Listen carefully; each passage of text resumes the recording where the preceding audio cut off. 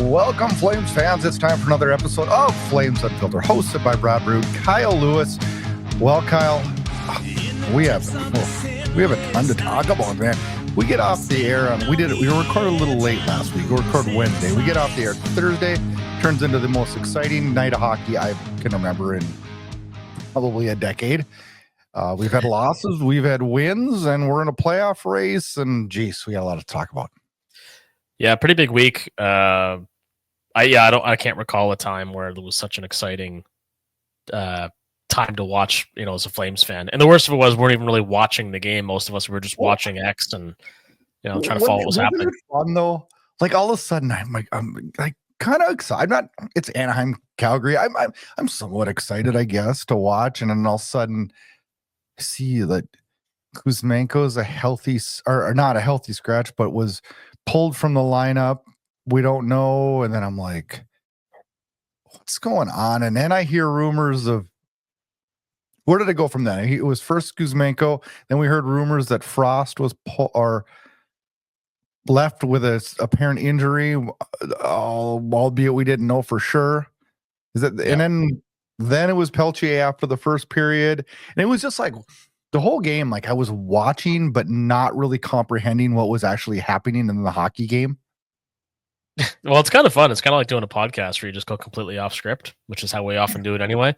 Yeah. So you watch Ryan Leslie and the Sportsnet team trying to follow what was happening, but didn't know anything official, and there couldn't be anything official until the Flames game concluded. The Flyers game obviously ended earlier. So all in all, pretty entertaining. And the live reactions was when it made it so fun, right? Watching people on X freak out, and including myself when I saw Pelletier was being traded. I was like, no! It was. I thought a lot about that. I thought a lot about that because, you're more of a Pelletier guy than I was. Although, albeit I didn't dislike him, and I will credit him. The last 3 weeks were really, really good, right? Mm-hmm. But I come to the conclusion, and tell me if I'm wrong here, because you're more of a diehard Pelletier guy than I was. I think I figured out a way to describe I call it the Pelletier factor. I think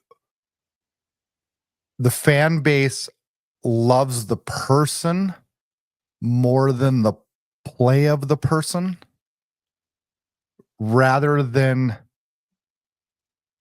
some of the guys. He was such a likable guy that you couldn't help but love him, right?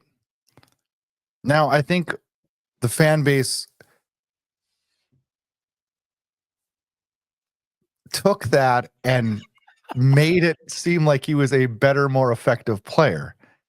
I'm trying to say this politely, because I do really think he's a decent player. But we've lost the fact that he was unclaimed on waivers just months ago. Now, that doesn't mean that he isn't going to progress into a better player in the future. But as far as first-round picks go, if this was Sam Honzek, we would be bashing him.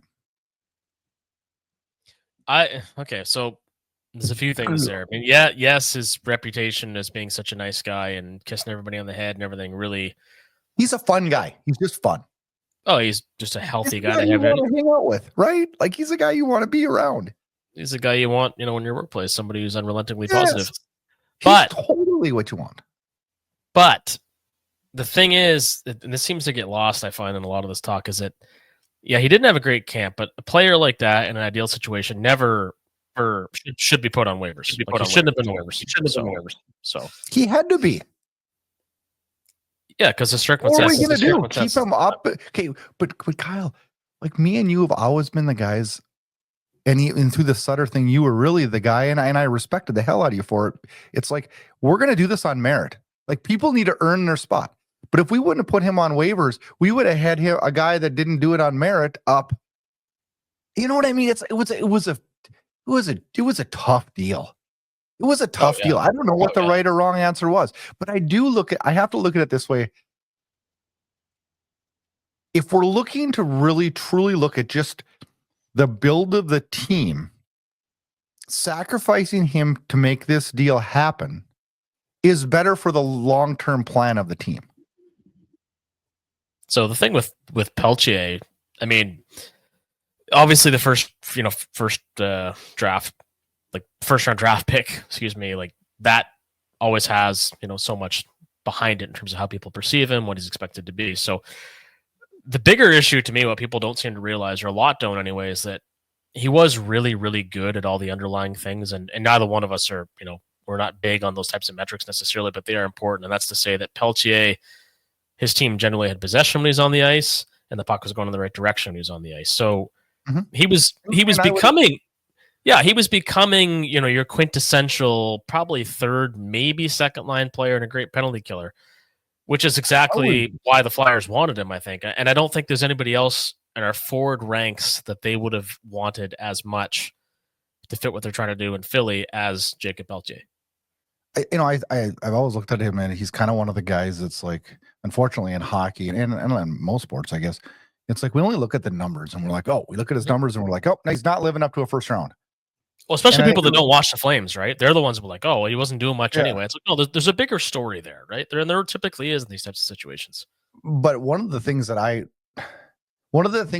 me put it this way. One of the things that made me live with losing him is the fact that he's been injured twice. Mm-hmm. And he plays a style game where it's tough. I mean, with his stature, it's tough. Like, it's going to be a grind for him, right? And so I looked at that. I looked at the points he's put up and the situations that he in, and I was going to place him as a third line winger for the future, is where I had him kind of targeted. Mm-hmm. Would he have stood up to that? Probably. But I look at it now as we got 2 top 6 forwards out of the deal. I'll sacrifice Pelletier and his fun-loving attitude for 2 top 6 forwards, which I've also heard, and the 2 I'm talking about are Morgan Frost and Joel Farabee, and you'd have to be under a rock to not know the trade at this point. But, like, I'm willing to make that sacrifice. I look at the Kuzmenko being part of the deal is he wasn't re-signing in here, so we didn't really lose anything with him. I look at, the first or the second round pick.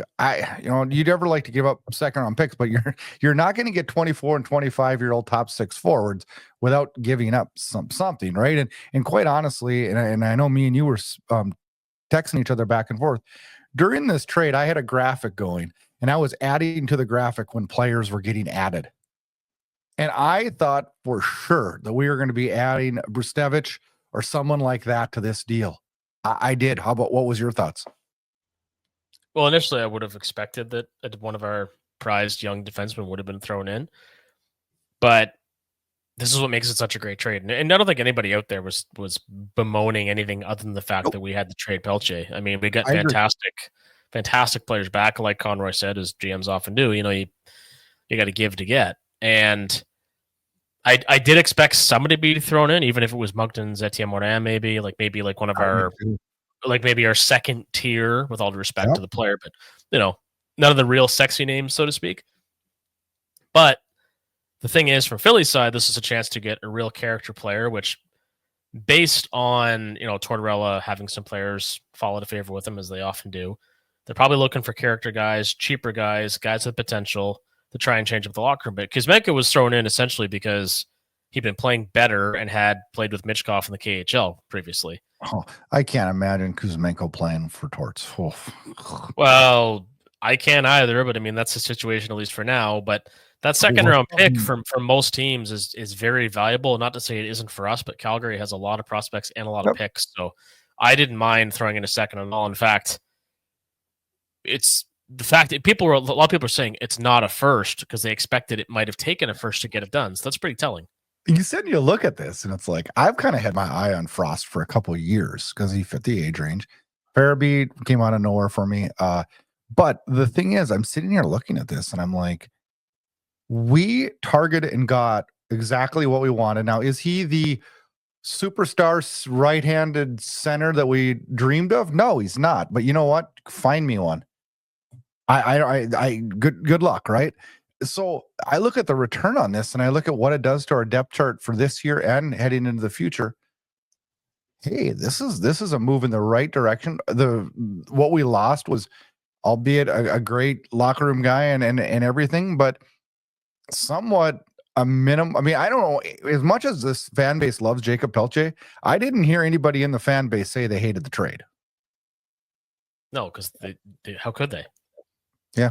I mean, really, look at it. And I tweeted about this last night too. Like, when you watch, Morgan Frost's first goal as a Flame, I mean, the zone entry, the willingness to go up through the ice, battle through some traffic, find just enough space to get a good shot off. Like, he's exactly the kind of player this team desperately needs because, man, you've seen it. I've seen it. You, again, have to be under a rock not to. Like, they've struggled so mightily to sustain offensive pressure all season long in the vast majority of their games. So Farabee's been good too, but I haven't seen much of Farabee yet, other than that, that shot he took off the knee last night, which looked pretty painful. But I think he's going to take a little bit more time to find his game and find his fit. That these guys have played 3 games in 4 nights in 2 countries and 4 different cities. So yeah. That's they're dealing with some stuff, and I think time we can't. I'm with you. I would agree completely that I haven't been overwhelmed by what Farabee has brought to the game, but like, geez, we're 2 games in here. But what I have seen with Morgan Frost, the zone entries is big, and you touched on that. But one of the things that nobody's really, a few people have talked about it, but he's been a masterpiece in the face-off circles, and that's something that this team is in dire need of. We do not win enough draws, and especially key draws. And Morgan Frost has been doing that for us. And albeit 2 games, I like what I've seen.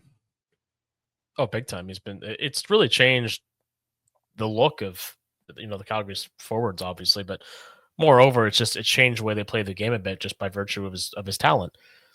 Another one that's this has happened at the exact same time, but doesn't get as much fanfare, I guess we'll call it, is Adam Klapka's game in Anaheim and since. So, what are your thoughts on him? I've always I think I said it maybe on the last show. Like, I've always really liked Adam Klapka. I love his size. I love his work ethic. I like what he brings to the game. But I still, when I'm doing my long-term projections on this franchise, what I want to see happen with the depth chart over the next 3 to 5 years, I don't have Adam Klapka on it. Well, most of us likely don't. I will say, and I presume you'd likely heard about the conversation he had prior to that game, man. Yeah, and I think that's awesome. And I think that's one of the things, the conversation that you're referring to is that he had a conversation with Jerome McGinley. And, when I hear stories like that, and I saw you post it right away, and I think you made a very, very, very strong point. That's what having a guy like Jerome McGinley on board does, right? Well, yeah, and it gives guys like that who are, tweeners essentially in the NHL the opportunity to adopt a mindset where they can be something so much more. And whether or not he will be at this point, it's tough to say. But I've liked his game since. I have too. And guys like that, and also in his case, particularly because he's so big, but when you have guys that shoot right, like Coronado and Klapka, and they take some of the need away to have that right-handed center that we were all looking for, because there's not many players who'd fit as well in the Flames as Morgan Frost has to this point. And I think if you've got wingers that can step in and take those wrong side draws in a pinch, it really alters those needs. And I still don't know who the 4th line center should be on this team. Obviously, Clark Bishop has been auditioning for that role. Kevin Rooney's had several auditions at that role. I still think that's a hole that hopefully we can fill between now and the trade deadline, maybe, unless there's an internal candidate that really emerges. But the roster is starting to take shape. Can I tell you a story about last night? My mental thought when I was watching the game last night? I can only imagine.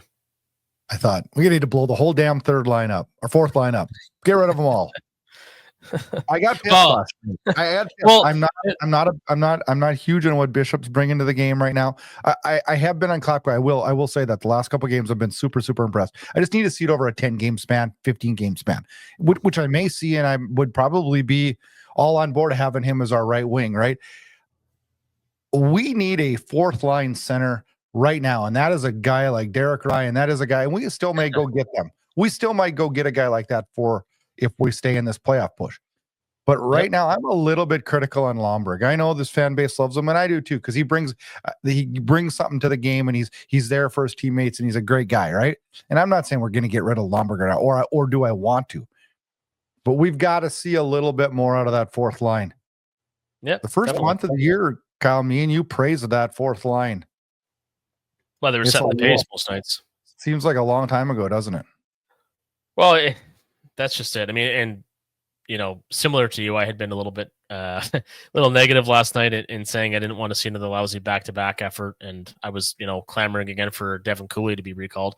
And apparently my negativity worked, and the universe did its thing because Dan Vladar had his best game in 2 months. He was good. He was really good. He was really good. But all that to say is that now that the top part of the roster is starting to take shape, I feel like Anderson wasn't great in Seattle, but has generally been better. Uyghur's been better. Bahal's been an absolute stud all season long. Another beautiful hit. We can't not talk about that. Why does he have to drop his gloves every single time? And his checks are legal and they're good. And it's like, oh my gosh, are we watching this? Well, that happened in the Rangers game yesterday too. A very clean hit, and that's a whole other thing to get into. But anyway, my point is that other parts of the roster have shaped up really nicely. Wolf has been our bona fide number one. Valera has first good game in a while. Frost and Farabee are fitting in very nicely. Now it's up to finding, that one more regular defenseman, because we've been seeing Hanley's played well most of the time, but Mirmanov's been in and out. Barry had been in a little bit, and that experiment is at least ceased for now. And the fourth line that you talked about. So there's still a little bit of shuffling to do in the bottom part of the roster. One of the things I want to see, and I saw several of the people tweeted as well, I want to see Matthew Coronado on a scoring line. I don't want him to change at all. Oh, I can't wait, because I think he can do so much more. He's getting tons of ice time with Backlund and Coleman, and I think he's I'm going to give him more credit than a lot of people. I think he's a key part of how that line is a shutdown line. Oh, that's what I mean. I feel like the audition's over, and he can do those same things on a different line. I'm not going to be upset if he stays there. I just think the goal scoring he would fit well with so many other players. And same with Mikhail. If they moved him to a second, which I don't even have numbers on our lines. I know a lot of people do. I don't. I know which one the fourth line is, but I sure as hell know which one the fourth line is. But the top three, I think that they're pretty interchangeable. But I don't know. I don't know. I mean, man, I kind of like what he brings to that line, but I would be open to see him with Huberdeau and Kadri too. I really would.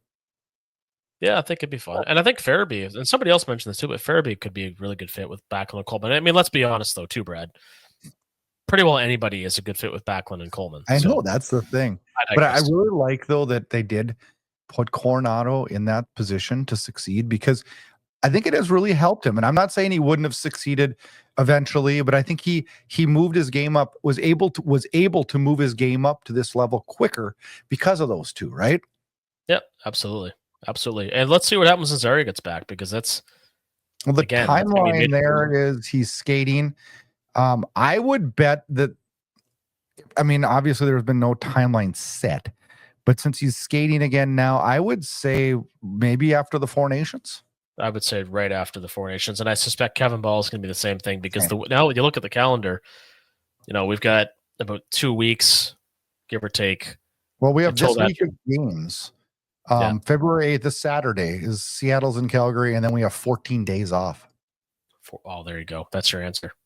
14 days off. So if we can make some hay in the next week, and then this week is going to be a tough hay week, though. I mean, we got Toronto on Tuesday night. We have Colorado on Thursday, and then Seattle again on Saturday. Going back to what you just said a minute ago about Vladar and the back-to-back thing. And I just thought to myself, I'm sure when I read your tweet, I chuckled. And then I was sitting and I thought, I bet you Vladar was sitting in his stool today in his locker going, oh, another back-to-back, and guess who gets the shit job? Me. It comes to the territory, right? I know. I mean, he's known for some time that Wolf had taken the job, and it's not even. But I think he turned it into a positive, and I respect the heck out of him for that. I think he did. I think he took it as a challenge. Was like, no, tonight's a different night. I don't know. I mean, eventually, his fortunes had the turn, but I suspect he's embraced his role. I mean, I know. Hopefully, we get a few more quality starts like that, because that's really all we need. We don't expect to go out there and win every game, but I mean, he was a big reason the Flames won in Seattle, and if he were performances like that, and this will be a playoff team. It was getting to the point where you're going to lose, and they call it a scheduled loss, which is I get it, especially when travel's involved. But if you can pull that off just a few more times this season, we'll be sitting pretty because we know Wolf can handle the starter's job. Yeah, well, I agree. And you look at this, you look at this week. I mean, we have the Anaheim game, which we end up winning 4-1. And that's a pretty big win considering we're got a locker room that's wondering who's getting moved out at any moment. They're not stupid. They saw what happened during the period breaks and stuff. And then you get a guy like Matthew Coronato who nets his first hat trick and then gets it pulled away from him an hour after the game, which I still count that. That was good. That was a good game by him. And then the 3-1 loss to Detroit was probably the only downfall of the week. It's just a game that Talbot was good. Like Talbot was good. He was good. And I felt horrible. Yeah.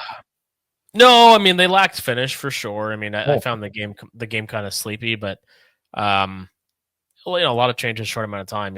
You change out your forward ranks and bring in two brand new guys like that. And I thought they played well in that game too, but it was just a little bit disjointed of an effort. Mm-hmm. Wasn't crisp and clean, but we also had two new guys entering, and that's not always an easy thing. It takes a little time, right? But I agree. And there was a goal. There's the goal there that I think Wolf wanted back as well, which is going to happen occasionally. We talked about. So it was really discouraging because it seems like every time they get a chance to make some hay, they don't. They fall flat. Then they'll win a game or two, and Vancouver will win a game or two. But weren't you sitting though last night going, "Oh, okay, we fell flat against Detroit when we could make up more ground." And now we got Seattle on the second night of a back-to-back going through customs late at night. And it's like, oh boy, this is going to be a tough one. And they don't get to bed till 3:30 in the morning.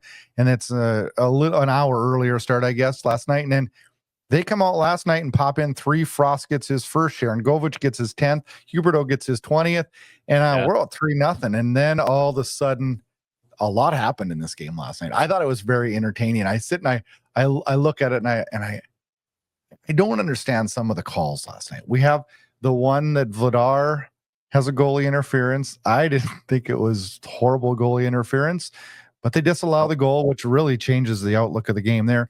And then a few minutes later, Sharon Govitz goes in, bans on it. There's no way that's goalie interference. But one of the things I don't understand, why did the penalty count? So I had a hard time following that too, and I don't think we'll ever see a situation like that ever again. Because the slash came before the shot. So maybe the problem is there wasn't a shot. Could be, but you know what I mean though? Like it's still a goal, and if there's a goal on a delayed penalty, the penalty guy doesn't go to the penalty box. I think they didn't really know what to do because the play had already been. So the puck goes in the puck goes in the net and the ref doesn't realize it, and then he blows the whistle. So the whistle's been well after the puck's in the net. So he's blowing the whistle, calling a penalty. Yeah. But the puck's in the net. So but they had plenty of time to rectify the problem because they could have negated it. Yeah, they could have negated it, which they didn't, which was strange. So at that point I'm like, well, this is cool. All right, we'll take the power play. And then Dan Bilesma decides to challenge the goal based on goalie interference for Sharon Govich's stick basically caught Joey Decor's glove, like a little bit, kind of. Didn't matter because if I shoot the puck and I hit the goalie's glove, it's still a goal. Yeah, it just I can't. The only thing I can think, and this is probably a kind of a crappy theory of my part, but I'm going to toss it out there, is that Jamie Pringle stole a goal back on the video call against Seattle on the goalie interference, right? Yeah. So Dan Bilesma is thinking, okay, clearly these guys have no idea what goalie interference is, so I may as well roll the dice too, thinking he's going to get the same result. And if apples to apples, it probably neither one should have been goalie interference. I agree. Neither one should have been. But one of the things too is I'm sure he thought, well, hey, ours is because our guy was in the crease. Well, Sharon Govic was in the crease too. Oh, absolutely. It was in the act of a shot. But then we get a 5-on-3 because of it. And it's like, I don't know. It was a really hard sequence to follow. Well, and then to top it off with the even worse officiating, how about the icing at the end of the game? They blow before it even crosses the line, and it results in a goal for Seattle to make it 3-2. Yeah, that was bad. That's horrible. I don't officiating last night. Well, but it's horrible all the time. Officiating. No, there was a lot of really great comments on X saying that the Weidman effect was finally over. because everything was coming up Calgary until that blown icing goal. It was. And but I really don't understand. I mean, I can't understand why the league has such a hard time understanding its own rules. Like, it's like these guys just depends on what mood they wake up in. Like, there's just no rhyme or reason. The goal there, we definitely need some clarification on goaltender interference. I don't think you're ever. No, we don't need clarification. The officials do. That's the worst part. True.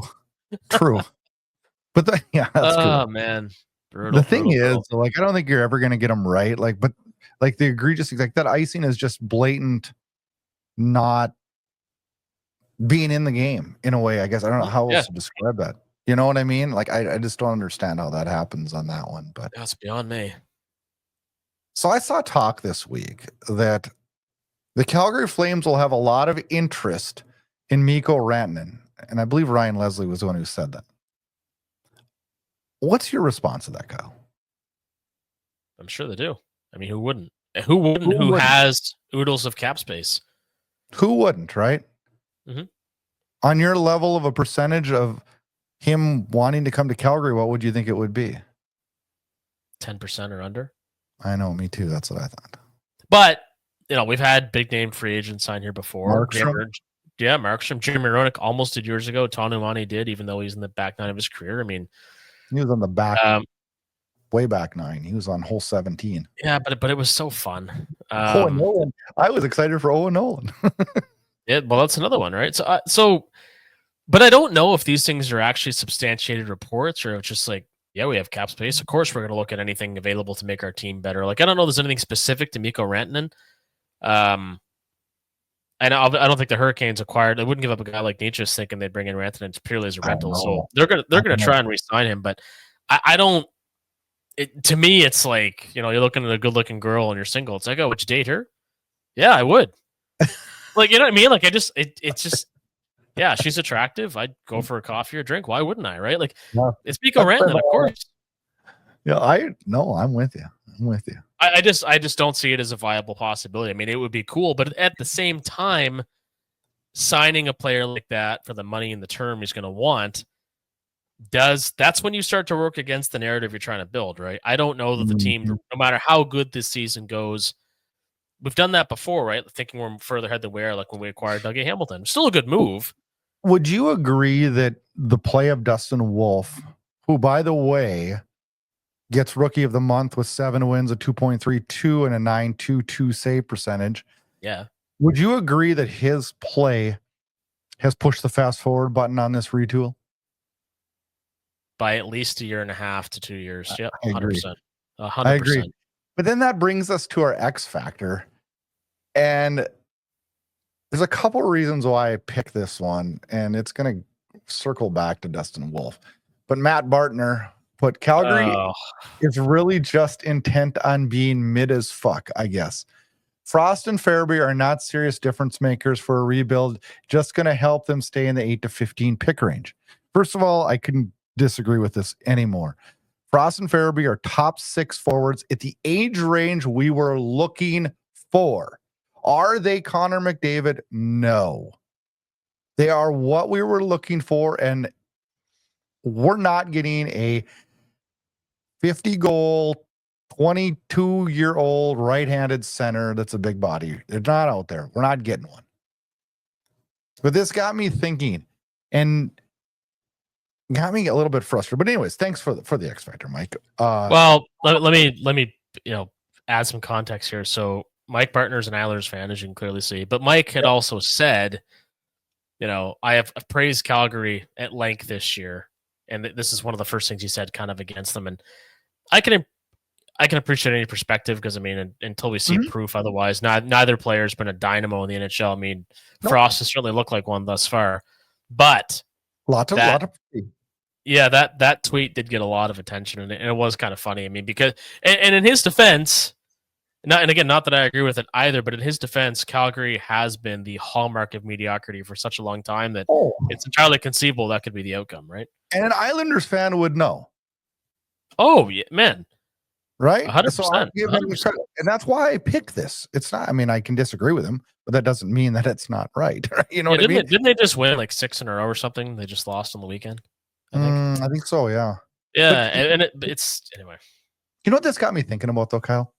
There's a lot of people in our fan base though too that are boohoo and upset that Wolf has been so good because it's giving us false hope. Yeah, I don't get it. That all we could have dreamt of is for Wolf to be what he's been. Like, it's a dream come true if you're a Flames fan, right?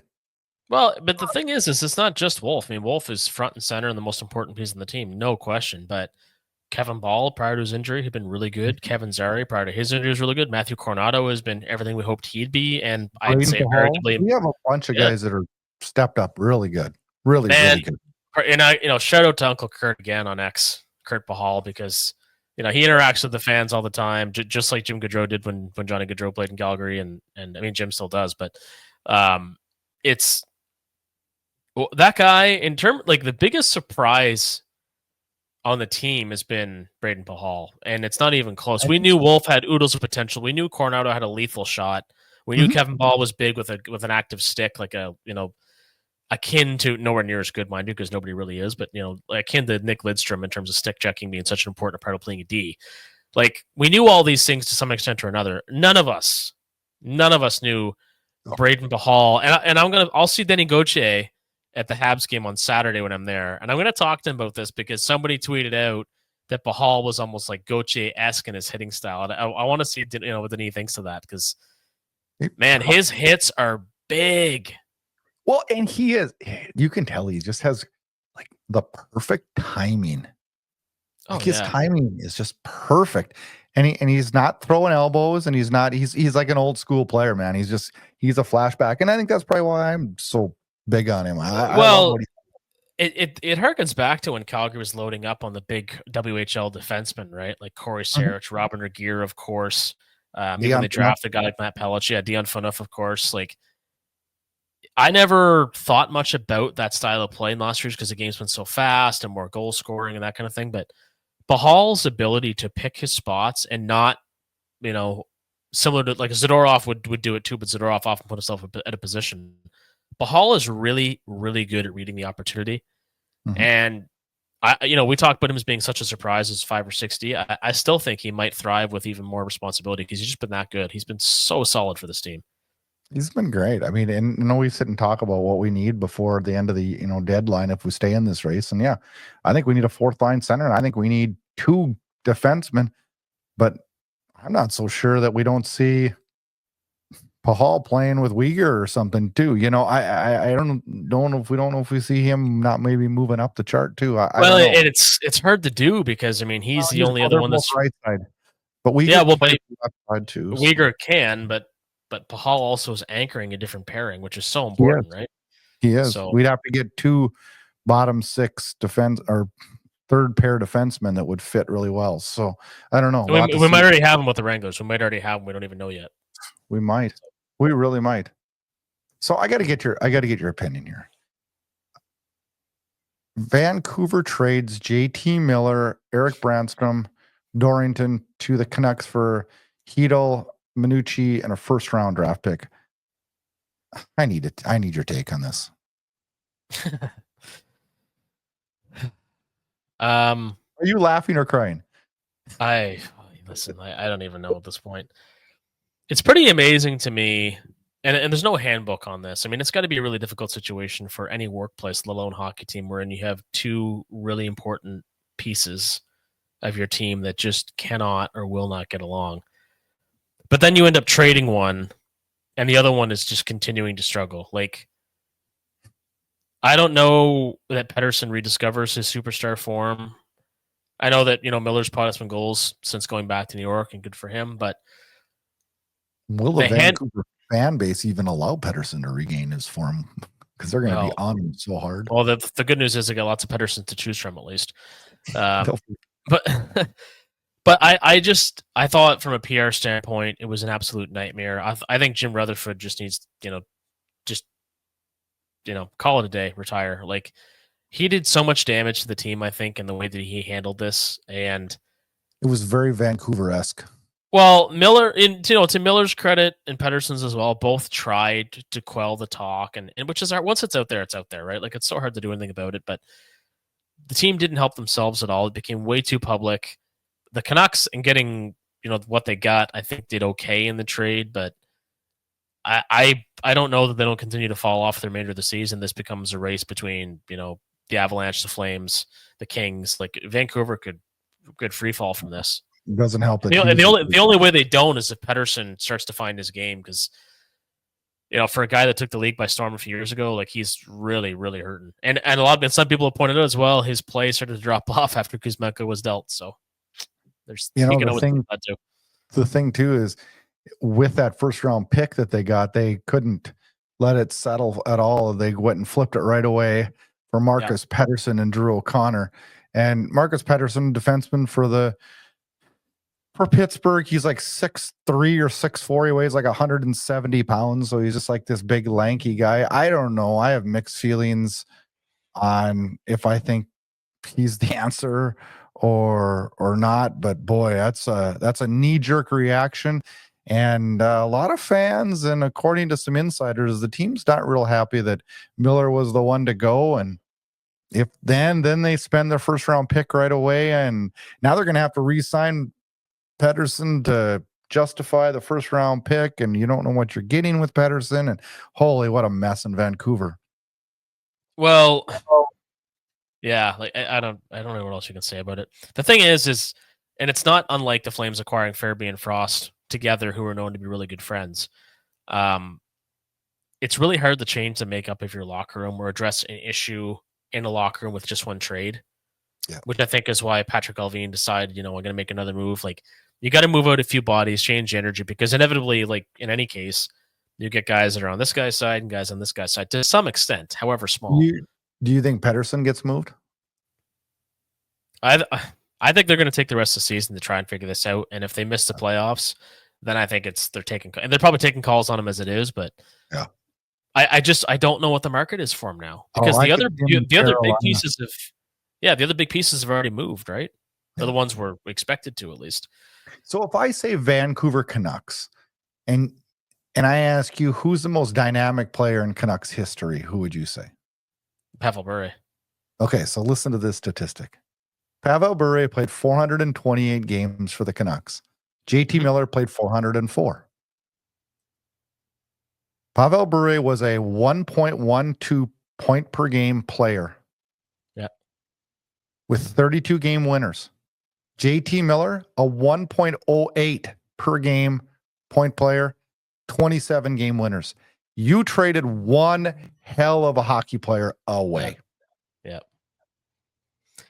Yeah, that's. I had heard some of those stats the other day, or something that came to those stats. Like, he is far better than he gets credit for, I think is the best way to put it. Oh, two other NHL topics I wanted to pick your brain on. You brought it up on last week's show about Brandon Saad, and if that should be something that should be explored by the Calgary Flames. And I guess this trade kind of wrote that off. But anyways, he does get signed to a 1 year, $1.5 million deal with Vegas. Is this a big signing piece for Vegas, you think? It's a really good depth piece for the playoffs. Yeah. I was quite shocked, and I'm always curious. I want to know more about what goes on behind the scenes in these cases, because it reminds me of, when Roman Turek restructured his contract in Calgary. I brought that up several times. Like, Saad was going to get bought out, but instead gave up millions of dollars by agreeing to mutually terminate his contract. So why would you do that? Yeah, I guess the team. The first thing, he likely is invested very well with his NHL earnings. Because guys don't typically do this, right? And a lot of players are no good with money. So there's that.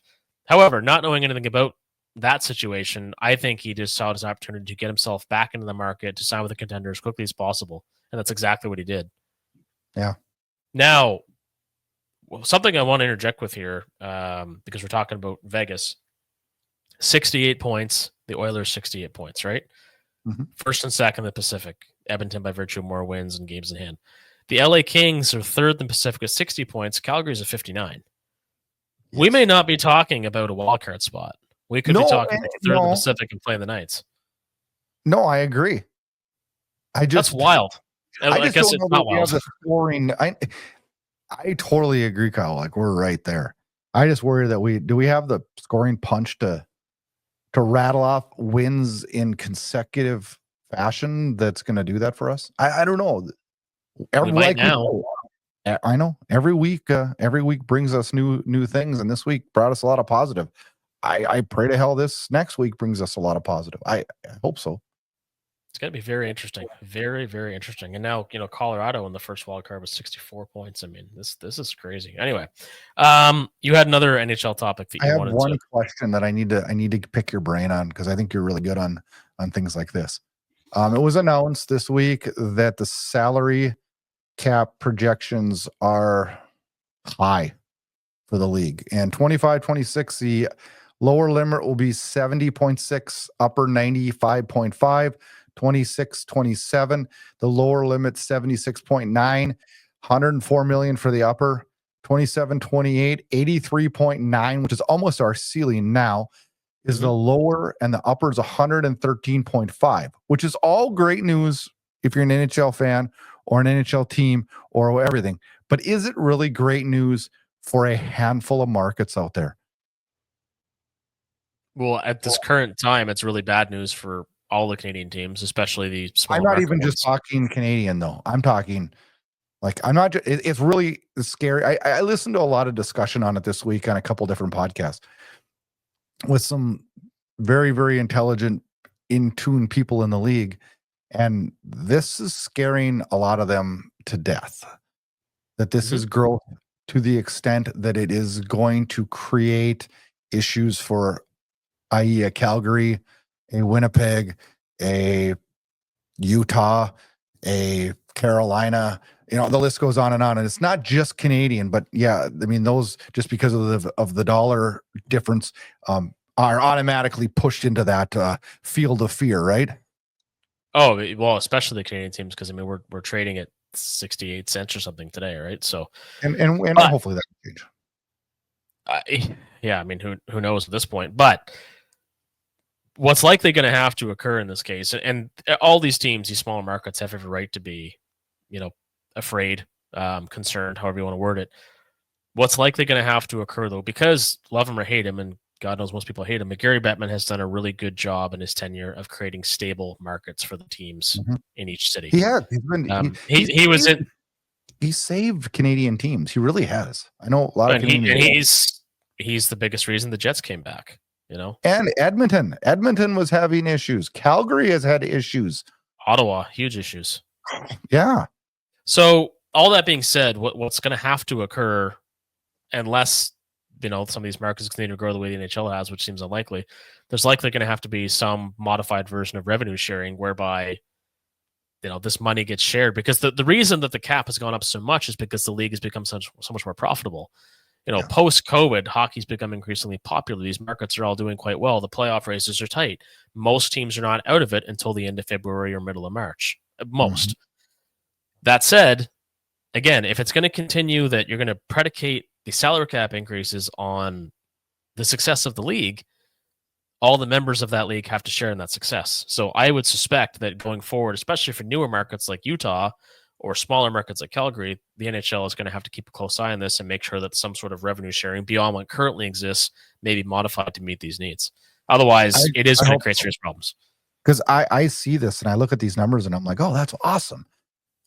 If our owner can afford to pay that out. If you don't, then that competitive balance that Bettman's worked so hard to get goes away.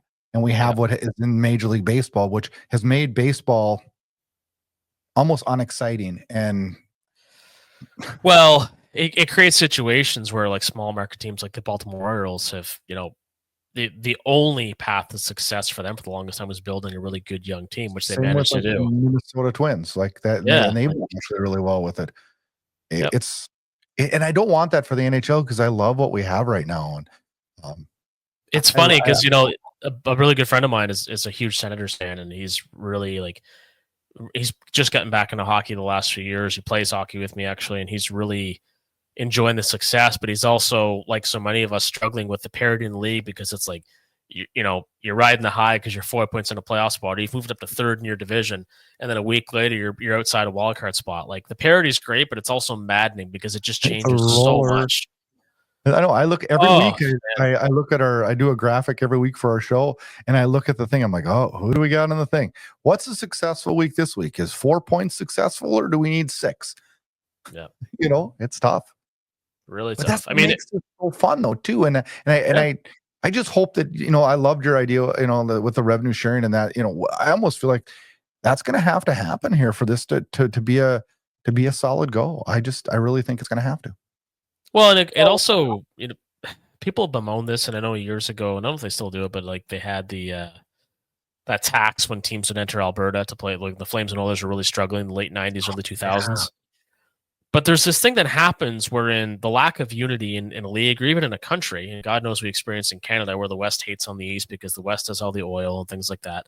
But if you're really unified, I think every country has that though, right? Like, of course, but every league does too. The New York Rangers don't want to share their money with the Edmonton Oilers. But, yeah, they don't. Yeah, I agree. But if the model that helped you be successful, even though you're a big market and thereby are going to sell more merchandise and everything else, all of these systems are in place to ensure this parity that we're enjoying. So the only thing though, like if like a market like. The only argument I would have, and I can't believe I'm arguing this because I'm exactly for what you're saying. Like when you get a bump on a log like Arizona, who was a financial drain for not just 2 years, but for decades. Like I could see why like the Rangers would be like, I'm not cutting that check to the Arizona anymore. I'm done. And that makes perfect sense. Yeah. And that's what made it so frustrating because like, Atlanta, for example, and the Thrashers are owned by Time Warner. Ted Turner, yep. So Ted Turner, who'd bought the Braves and finance taking them over, eventually won a championship. He owned the WCW. Like he was so successful with all these Atlanta-based promotions and franchises. But when the Thrashers started to fail, they had one playoff series. They lost in 4 against the Rangers in 2007, I think. When True North came aboard to buy them, it was like the sale's done. Yeah.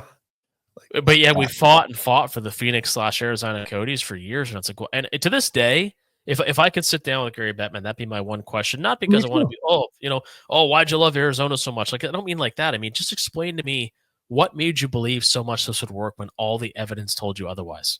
Would he be in your top 10 hockey people to sit down and have a coffee with one day? Because I think he would be for me, because I would like to ask him why. I mean, I think he's been super successful. I know everybody hates him.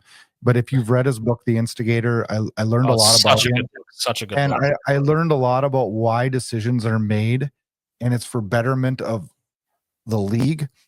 Like, there's a lot of really good things that have happened. And if you look at this league compared to like when I was a little kid in the mid 80s, it's like I got to watch one game a week on freaking ABC if I was lucky. I mean, it's crazy what's changed. And Gary Bettman has a lot of his hands in a lot of that. So I hope that something gets worked out. I love seeing these big numbers on the salary cap, but it also does create some fear for me being, a Flames guy.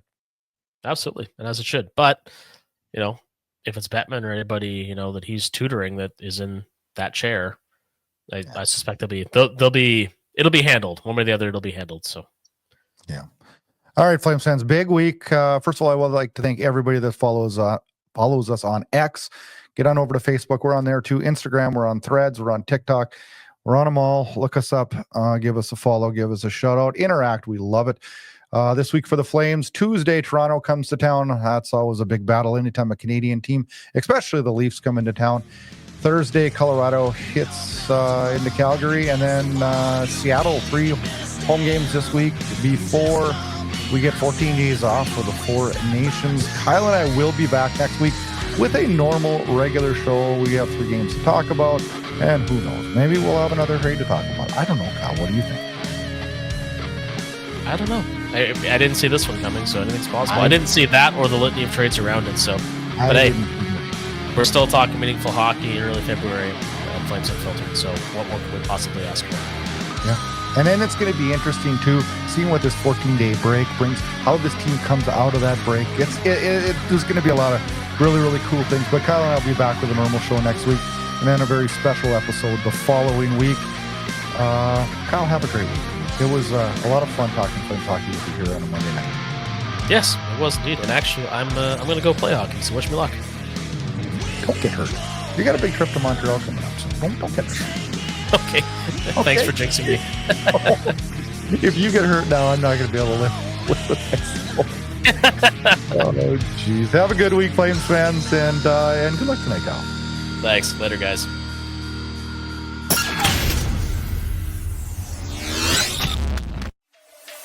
Thanks for listening to Flames Unfiltered with Brad Burud and Kyle Lewis, your source for unfiltered Calgary Flames hockey talk. Keep it locked on FlamesUnfiltered.ca. Subscribe where you get all your podcasts to never miss an episode. Flames hockey talk every week, presented by Inside Edge Hockey Media Group.